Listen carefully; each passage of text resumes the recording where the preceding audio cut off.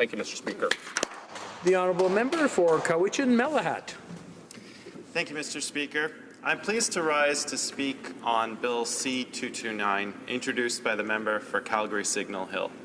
Let me be clear from the outset that we in the NDP oppose this bill. C-229 is based on a measure from the dying days of the last Parliament. This was not a bill that was on the agenda of the previous government during its 10 years on that side of the House. Instead, it was introduced in the pre-election period at a flashy campaign-style event. I'm afraid it's a bill that's more about playing politics than making good policy. It's a costly and ineffective bill, one that runs against the grain of evidence, and one that would continue with the very agenda that Canadians so decisively rejected last October. C-229 would lengthen the custodial sentences for a number of the most severe offences. We should bear several things in mind.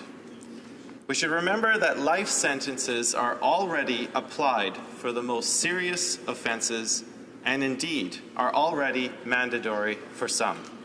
We should remember that the mechanisms such as parole board assessments and dangerous and long-term offender designations already keep the worst offenders behind bars if they continue to represent a threat to society.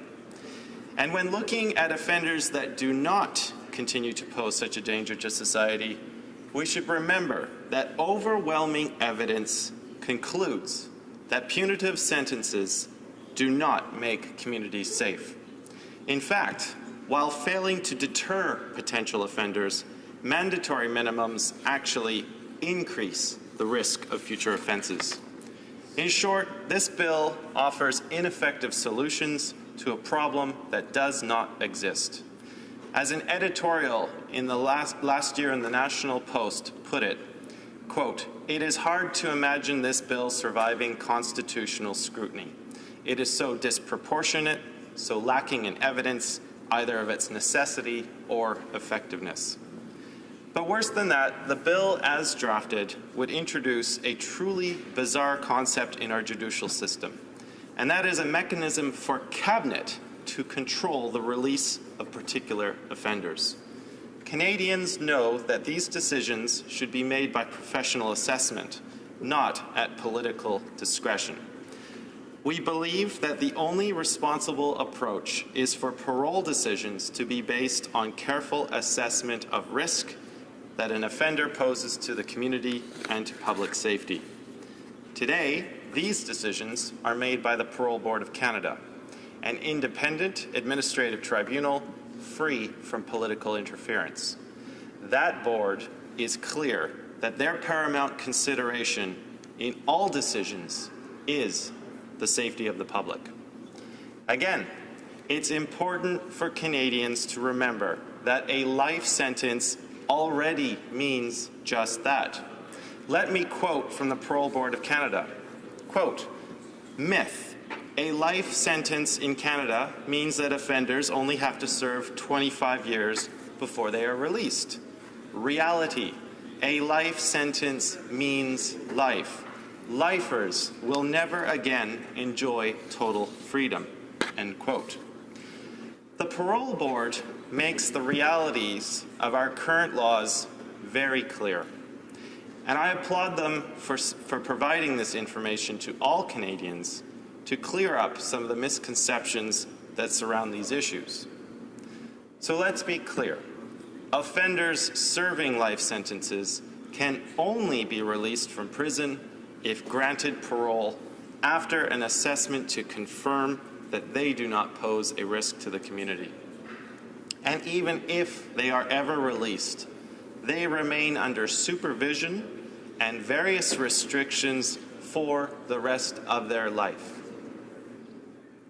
Again, to quote from the Parole Board, "Not all lifers will be granted parole.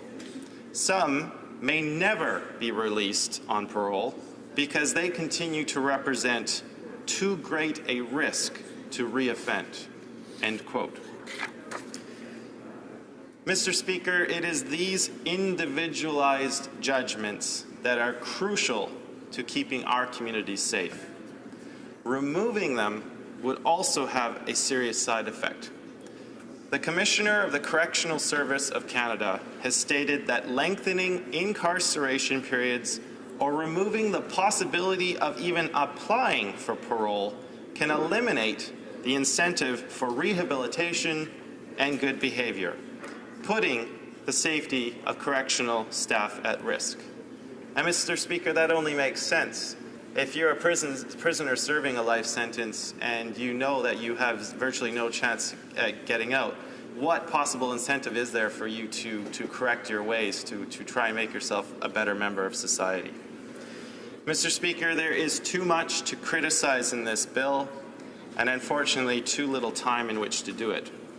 But let me turn to what we should be doing to not only improve public safety, but also increase the transparency and public trust in our judicial system. The Liberal government has promised a review of the changes to our criminal justice system over the last 10 years, including the much criticized increase in the use of minimum sentences. This process, which should be a priority for the government, must seek to increase the use of proven alternatives to custodial sentencing. Where appropriate, must implement the recommendations of the Ashley Smith inquest, which was regarding solitary confinement, and must take real action to reduce the overrepresentation of Indigenous Canadians in the criminal justice system. That is a stat that is an absolutely shameful mark on our present country's affairs. Those, Mr. Speaker, those are the priorities that Canadians expect us to address in this House. I would urge my colleagues, every colleague in this House, to join with us in the NDP on this side of the House in rejecting this bill, which is simply a remnant of an agenda that Canadians rejected. Instead, I would hope that the government will very soon bring to this House its own proposals for positive reforms to our criminal justice system. Canadians have been very patient, but these are urgent issues of justice and public safety, and they deserve to be treated as priorities. Thank you, Mr. Speaker. The honourable member.